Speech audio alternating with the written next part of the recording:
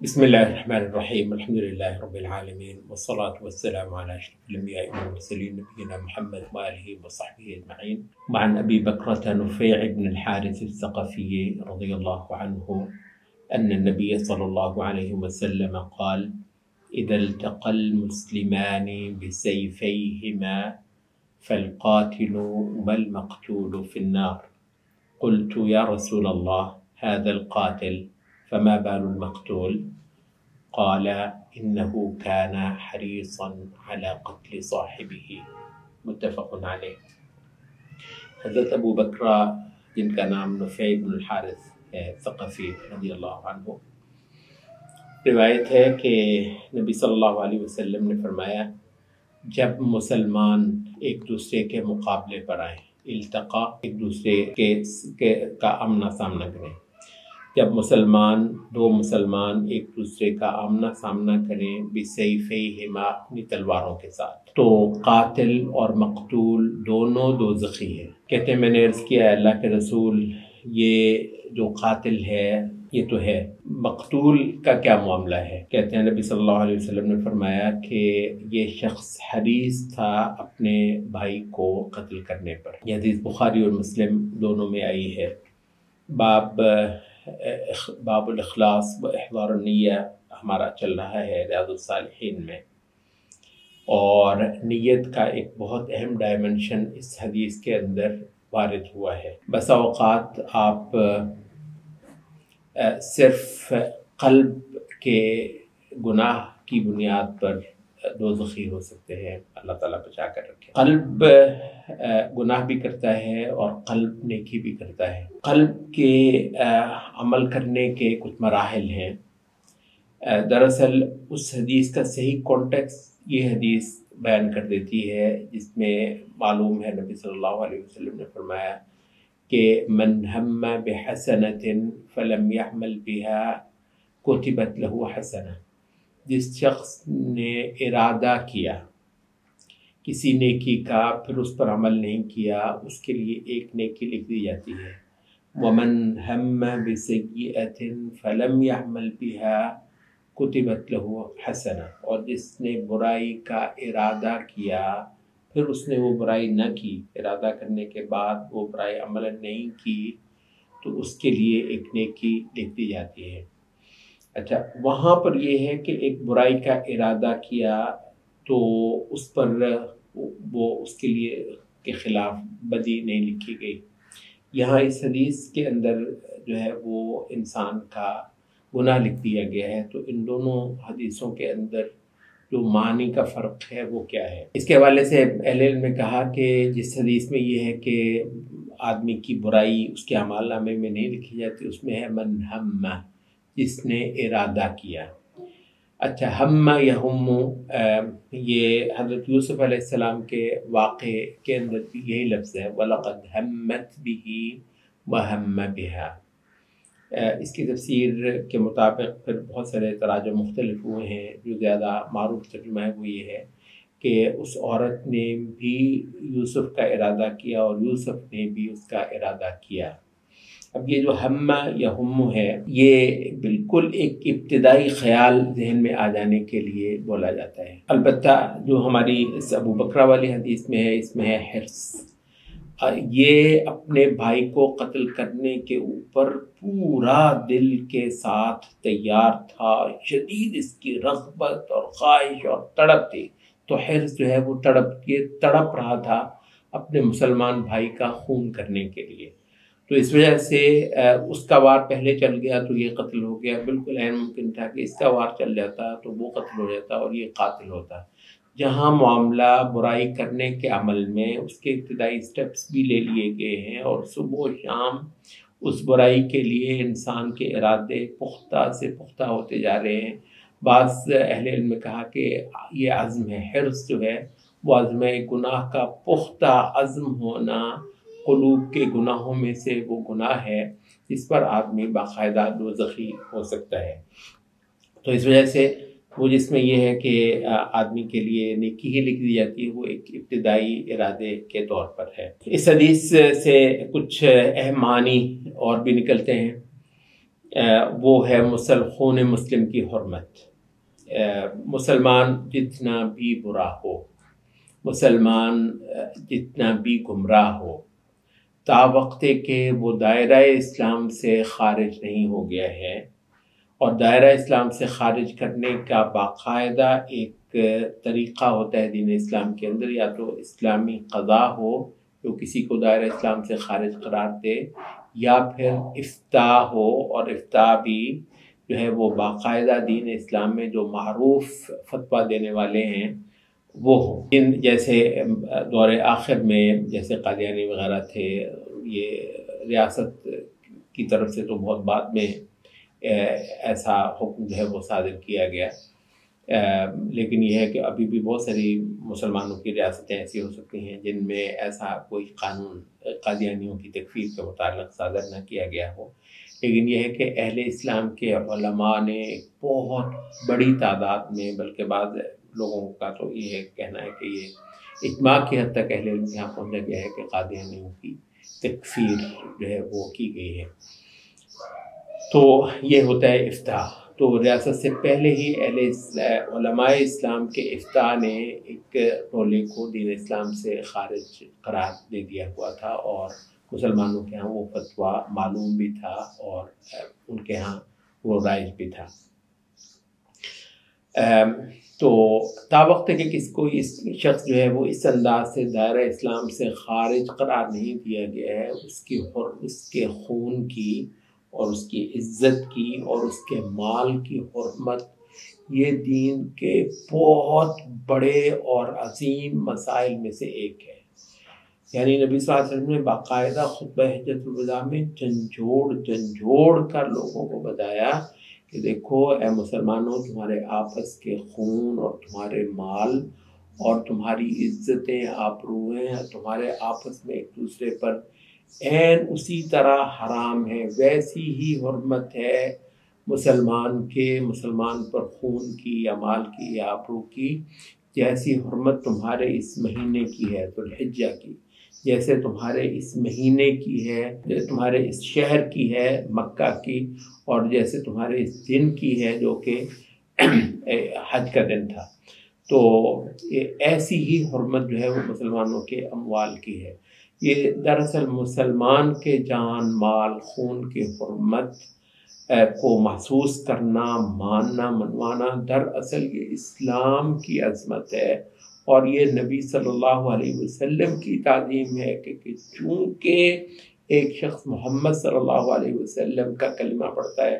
اور آپ کا امتی، اور آپ نے جو دین لے کر آئے ہیں اس کو یہ اصولی طور پر تسلیم کرتا ہے، اس وجہ سے اس شخص کا مال اور اس کی عزت اور اس کی جان جو ہے وہ میرے اوپر ایسے حرام ہو گئی ہے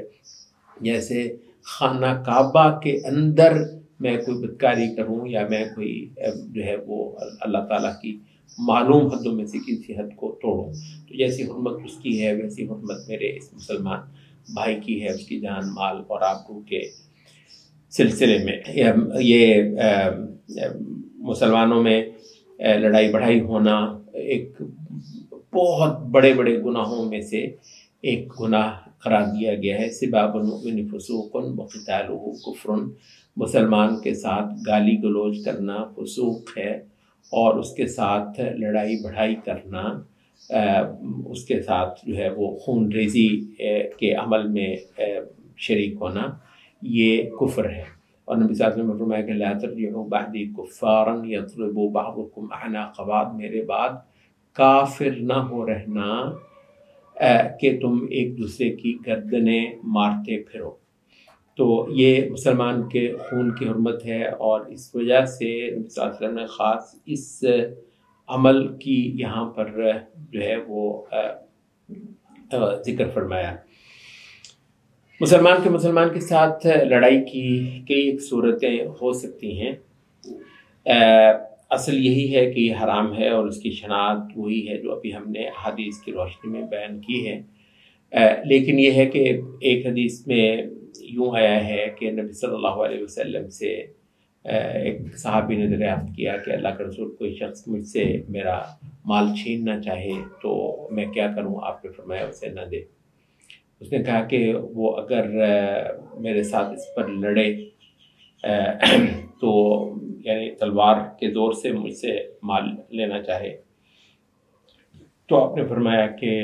قاتل ہو تو اس سے لڑائی کر۔ یہاں تک کہ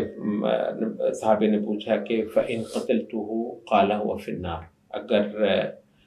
میں اس کو قتل کر دوں، ظاہر ہے میں نے اس کو مال نہیں دیا، تلوار کے ساتھ وہ مجھ سے لے رہا ہے تو میں نے بھی تلوار نکالی اور ہماری لڑائی ہوئی تو میرے ہاتھ سے اب وہ قتل ہو گیا ہے، تو فرمایا کہ وہ دوزخی ہے۔ اچھا، انہوں نے پوچھا کہ اگر میں اس لڑائی میں اس کے ہاتھ سے مارا جاؤں تو آپ نے فرمایا کہ تو شہید ہے۔ اور ویسے بھی ایک حدیث میں فرمایا کہ من قتل دون مالہ فهو شہید ومن قتل دون عرضہ فهو شہید، جو شخص اپنے مال کا دفاع کرتے ہوئے لڑا اور اس میں لڑائی کرتے ہوئے مارا جائے وہ شہید ہے، اور جو شخص اپنی آبرو کی حفاظت کرتے ہوئے مارا جائے وہ شخص شہید ہے۔ اچھا، تو یہ اس قدر عمل اچھا ہے مقابلے پر مسلمان ہی، لیکن یہ وہ ہے کہ جس کے اندر یہ لڑائی نہیں کرنا چاہ رہا، وہ اس کے ساتھ لڑائی کرنا چاہ رہا ہے، تو اس کو کہتے ہیں کہ سیلف ڈیفنس۔ سیلف ڈیفنس میں قتل کرنے تک کی اجازت ہے، اور اس میں آدمی کی اگر جان چلی جاتی ہے تو اس کے لیے انشاءاللہ اس دین میں شہادت کا درجہ ہے۔ اچھا، البتہ ایک ہے قتال فتنہ، اور بنیادی طور پر یہ حدیث قتال فتنہ سے متعلق ہے۔ قتال فتنہ اس کو کہا جاتا ہے جو مسلمانوں کی خانہ جنگی، مسلمانوں کی خانہ جنگی ہے، جیسے کہ صحابہ کے آخری دور میں اس کے کچھ واقعات جو ہے وہ ہو گئے تھے، خاص طور پر جب خوارج کا فتنہ آیا تو اس میں یہ ہو گیا کہ بعض مسلمانوں کے مابین ایک دوسرے کی جان لینے کا عمل جو ہے وہ ہو گیا تھا۔ تو یہ جو قتال فتنہ ہے، اسی حدیث کے راوی حضرت ابو بکرہ نے اس حدیث سے اس پر بھی استدلال کیا ہے، کہا کہ فتنے کے اندر اگر کوئی شخص مجھے قتل بھی کرنے آئے تو میں اس کے خلاف تلوار نہیں اٹھاؤں گا، اور کیونکہ نبی صلی اللہ علیہ وسلم کی ایک اور حدیث ہے کن عبد اللہ المقتول ولا تکن عبد اللہ القاتل، اللہ کا وہ بندہ بن جو مقتول ہوتا ہے، اللہ کا وہ بندہ مت بن جو قاتل ہوتا ہے۔ اور کہا کہ جب فتنہ ہے اور مسلمانوں میں ٹھنگی ہوئی ہے، اس میں جو ہے نا وہ اب یہ کہ جی میں ایک دوسرے کے مقابلے پر لڑ رہا ہوں، یہ صورتحال وہاں پر نہیں ہے، تو وہاں پر اگر وہ مجھے قتل کر دیتا ہے میں بہرحال اس کے خلاف تلوار نہیں اٹھاؤں گا۔ لئن بسطت الی یدک لتقتلنی ما انا بباسط یدی الیک، تو یہ جو ابن آدم علیہ السلام کے دو بیٹے جو ہیں ان کا جو طرز عمل بتایا گیا ہے، اس کا اطلاق ایسی کسی صورت میں ہوا ہے جہاں کہ فتنہ ہے مسلمانوں کے مابین۔ مسلمانوں کی باہمی خون ریزی اس قدر بڑا اور اس قدر سنگین گناہ ہے جو نبی صلی اللہ علیہ وسلم نے ذکر فرمایا ہے۔ ہمارے یہ بعض قبائلی علاقوں میں، بعض دیہاتی علاقوں میں یہ جو مسلمانوں کی آپس کی ضدیں ہوتی ہیں اور اس حد تک کہ ایک دوسرے کا خون کرنے کی مسلسل کوششیں ہوتی ہیں، پوری پلاننگز ہو رہی ہوتی ہیں، حقیقت یہ ہے کہ ایسے اعمال میں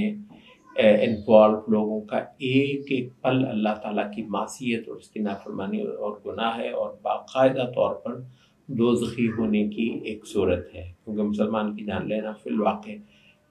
ایسا ہی ہے۔ یہ تو جان لینا جو ہے وہ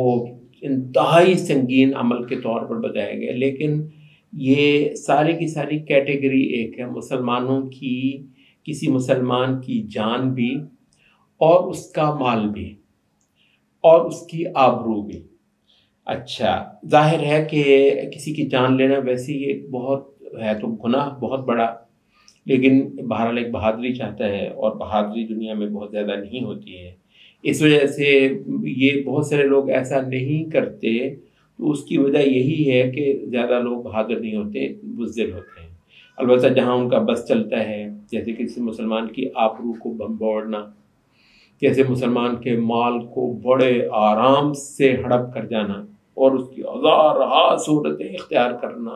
اور اس میں ذرہ اللہ رب العزت سے نہ ڈرنا، بلکہ بسا اوقات اپنی بہادری اور اپنی ذہانت کے واقعہ سنانا کہ میں نے ایسے ایسے ہاتھ کر لیا کسی کے ساتھ، اور ایسے جو ہے نا اس کو میں نے الو بنایا، اور ایسے میں نے اس کا مال لوٹ لیا.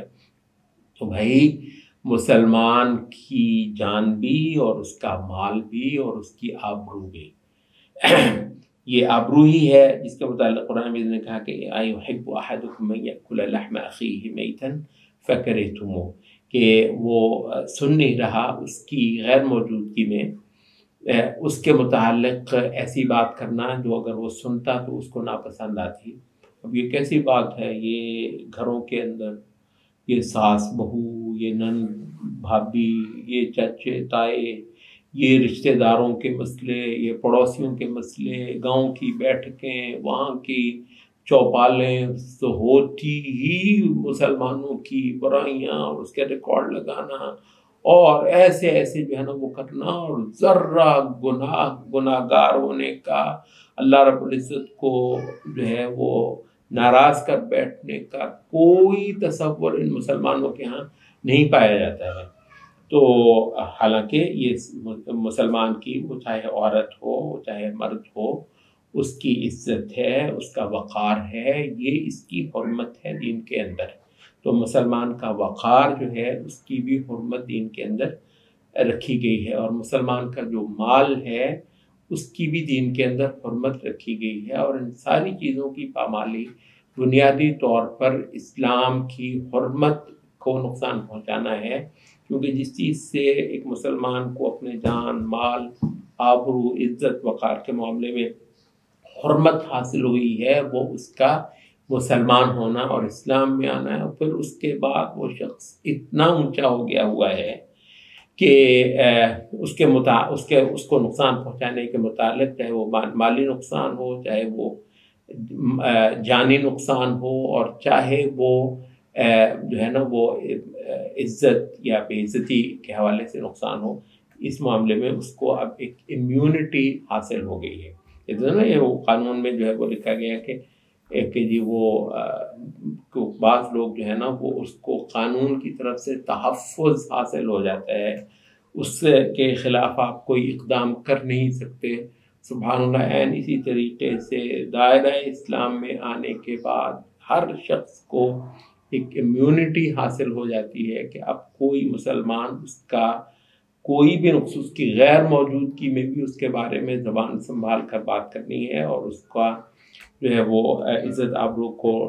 ٹھیس پہنچانے سے اللہ تعالیٰ سے، اس کے متعلق اللہ تعالیٰ سے ڈرنا ہے. تو یہ ہے مسلمان کے خون کا پیاسا ہونا جو ہے، اگرچہ آدمی اس پر عمل نہ کر پایا، اس کی جان نہ لے پایا، مسلمان کے خون کا پیاسا ہونے کی سزا نبی صلی اللہ علیہ وسلم یہ بتا رہے ہیں کہ یہ ایسا شخص دوزخی ہے، اور اس کو باقاعدہ امام نووی نیت والے باب کے اندر لے کر آئے ہیں. تو اس وجہ سے نیتوں پر ہی گناہ ہو جانا اس کی بھی ایک حد ہے. تو اگر وہ ایک خاص نوبت کو پہنچی ہوئی ہے نیت گناہ کے ارادوں اور گناہ کے عزائم کے معاملے میں، تو باقاعدہ طور پر صرف آدمی اپنے دل کے اس فعل کی بنیاد پر بھی گناہ گار ہو سکتا ہے. سبحانک اللہ.